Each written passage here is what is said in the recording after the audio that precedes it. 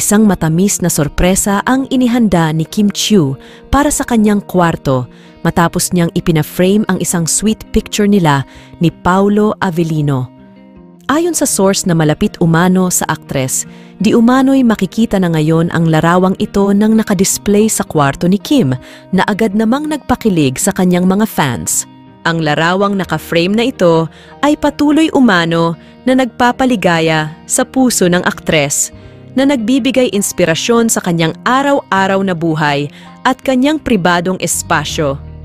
Ayon sa ilang fans ay malapit na umanong umamin ang dalawa tungkol sa kanilang relasyon. Bagamat wala pang kumpirmasyon ang spekulasyon na ito, hindi napigilan ang mga tagahanga na magbigay ng kanilang reaksyon sa nakakaaliw na balitang ito.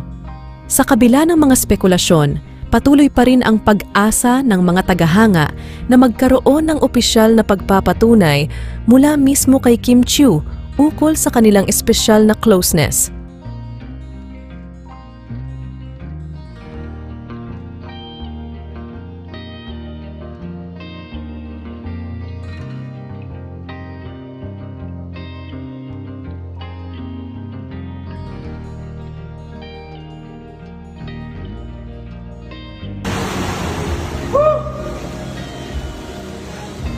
Pasok.